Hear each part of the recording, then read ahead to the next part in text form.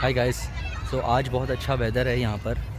हम लोग आए थे किंग्समैन पार्क। ये डाउनटाउन के पास जो है एक पार्क है, और पीछे आप देख सकते हैं कि बच्चों के खेलने के लिए काफ़ी राइड्स वगैरह हैं। ये तो फ्री हैं, लेकिन थोड़ा और आगे जाके फर्स्ट व्हील वगैरह भी है और पेड राइड्स भी हैं अगर बच्चों को शौक़ हो।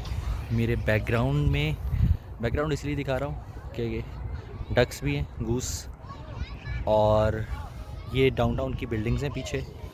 तो डाउनटाउन का ये बहुत अच्छा पार्क है। आज वेदर थोड़ा बेहतर है क्योंकि वैसे तो टेम्परेचर कोई 13-15 है, और अक्सर 13-15 भी जो है यहाँ पर ठंडक हो जाती है, लेकिन अभी हल्की हल्की हवा चल रही है, तो विच इज़ गुड इनफ। अभी प्रॉपर जिसको बोलते हैं ना समर्स, वो नहीं आई हैं, लेकिन बीच बीच में एक आध दिन इस तरह का निकल आता है, तो उसमें एज़ यू कैन सी के पीछे काफ़ी ज़्यादा रश भी है, तो इसलिए लोग उसी को एंजॉय कर रहे होते हैं। फैमिलीज़ के साथ बहुत अच्छा है, फैमिलीज़ बहुत अच्छी आई हुई होती हैं। तो अगर आप सैस्काटून आ रहे हैं, सैस्काटून में आप रह रहे हैं, तो ये बहुत अच्छी जगह है, यहाँ पर आया जा सकता है। लेकिन ये वीडियो जो है वो इस बारे में नहीं है। ये तो मैं ऐसे ही आया हुआ था यहाँ पे, काफ़ी दिनों से वीडियो नहीं बनाई थी। मैंने सोचा कि एक वीडियो बनाना बहुत ज़्यादा ज़रूरी है। काफ़ी दिन हो गए हैं, कोई प्रॉब्ली 2 वीक्स हो गए हैं मुझे वीडियो बनाए हुए। सो जो टॉपिक है वो ये है। वीडियो का topic again as usual immigration related है, और जो अपडेट्स हैं या जो करंट सिचुएशन चल रही है इमिग्रेशन की, उसके बारे में है। अच्छा, इमिग्रेशन आजकल जो है वो थोड़ी सी, जिसे बोलते हैं ना कि थोड़ी सी रुकी हुई है, थोड़ा स्लो डाउन किया हुआ है फॉर डिफरेंट रीज़न्स। सही है, डिफरेंट रीज़न्स में से अगर किसी को लग रहा है कि उसने अप्लाई किया हुआ है और डिले आ रहा है, तो उसको परेशान होने की कोई ज़रूरत है नहीं, क्योंकि डिले सिर्फ इस वजह से आ रहा है कि यहाँ पर डिफरेंट किस्म के क्राइसिस हुए हैं। क्राइसिस इन द सेंस कि चैलेंजेस होते हैं हर कंट्री के अपने। यहाँ का जो अभी जो एक बहुत बड़ा चैलेंज है वो हाउसिंग का हुआ है। सो यहाँ के जो अभी जो लोग आए हुए हैं, ऑलरेडी मौजूद हैं यहाँ पर, चाहे वो स्टूडेंट्स हों, चाहे वो पीआर पर हों, चाहे वो सिटीजन्स हों, उनका अपना ख्याल ये है कि यहाँ पर अभी जो हाउसिंग क्राइसिस बहुत ज़्यादा हैं। घरों के रेंट महंगे हुए हैं, घर वैसे भी अगर ख़रीदने जाओ तो महंगे हुए हैं, बैंक लोन से लेकर सारी चीज़ें जो हैं महंगी हुई हुई हैं यहाँ पर।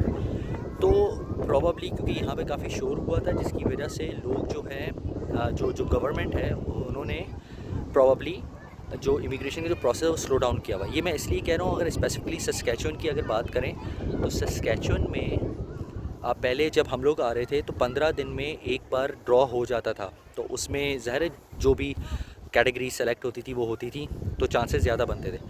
अब डिले होकर 2-3 महीने से ड्रॉ नहीं हुआ है, ठीक है। इसी तरह और भी प्रोविंसेस का ऐसे ही हाल है। कुछ ने कैटेगरीज़ बंद कर दी हैं, कुछ ने जो है अगर सेलेक्ट हो भी रहे हैं तो बहुत ही ऐसी कैटेगरी में हो रहे हैं कि जिसमें बहुत ज़्यादा लोग नहीं होते, तो बहुत कम लोग सेलेक्ट हो रहे हैं, या पॉइंट्स इतने ज़्यादा हाई कर दिए हैं कि उसमें भी प्रॉब्लम हुई। और उसकी सबकी वजह ये है कि यहाँ पर गवर्नमेंट पे काफ़ी प्रेशर है कि पहले आप हाउसिंग क्राइसिस अपने सही करें, आप और दूसरी जो चीज़ें हैं, जॉब्स हैं, क्योंकि ज़ाहिर है आप अगर बड़े शहरों में कर रहे हैं तो वहाँ पे तो कंपटीशन इतना ज़्यादा है कि वहाँ पे जॉब्स की भी प्रॉब्लम्स हो गई हैं। लोग करते क्या हैं, अक्सर लोग पता नहीं लोग किस तरह सोचते हैं, उनको चाहिए होती है, अक्सर लोगों को अपनी फ़ील्ड की जॉब चाहिए होती है। सही है, तो अगर फ़ील्ड की जॉब उनको फॉर एग्ज़ाम्पल सैस्काटून में, सस्कैचुअन में नहीं मिलती, तो वो दूसरे प्रोविंसेस में निकल जाते हैं।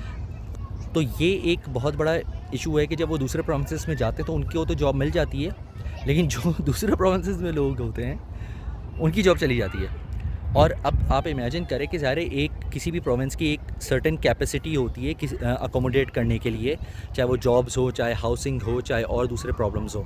तो इसी तरह जो बड़े शहर हैं, जिस तरह टोरंटो हो गया, वैंकूवर हो गया और कैलगरी हो गया, तो ये काइंड ऑफ ओवर पॉपुलेटेड होते जा रहे हैं। सही, इनका एक यूँ समझें कि सैचुरेशन पॉइंट आ गया है। अब सैचुरेशन पॉइंट जब आ जाता है तो उसमें फिर ज़ाहिर है फिर डिफरेंट किस्म के इश्यूज़ होते हैं कि यार हमें जो है क्या करने की ज़रूरत है, उसको अकोमोडेशन किस तरह अरेंज करें, जॉब्स किस तरह अरेंज करें। तो वो सारे जो चैलेंजेस हैं वो फेस हो रहे हैं, जिसकी वजह से जो IRCC की जो स्कोर्स हैं, चाहे वो फेडरल में हो चाहे वो प्रोविंशियल हो, वो थोड़े ज़रा हाई होते जा रहे हैं।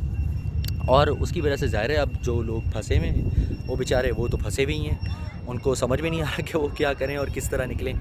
तो इसलिए इफ़ यू आर वेटिंग, तो जिसे बोलते हैं ना कि परेशानी की बात नहीं है, वो हो जाएगा। लेकिन कुछ चीज़ें बाज़ दफ़ा होता है ना कि किस्मत में होती है, तो वो लक होना भी बहुत ज़्यादा ज़रूरी है। तो थोड़ा सा डिले हो रही हैं चीज़ें, लेकिन होपफुली अगर आपका सिलेक्शन हो गया या सिलेक्शन होने के लिए आप वेट कर रहे हैं, तो होपफुली नियर फ्यूचर जब इनकी थोड़ी चीज़ें सेटल डाउन हो जाएंगी, प्रॉब्ली इलेक्शंस के बाद भी ये हो सकता है, थोड़ा उससे पहले भी हो सकता है, तो चीज़ें फिर बेहतर हो जाएंगी। तो परेशानी की कोई ज़रूरत नहीं है। आई होप ये वीडियो थोड़ी सी मोटिवेट करेगी लोगों को परेशान जो हैं।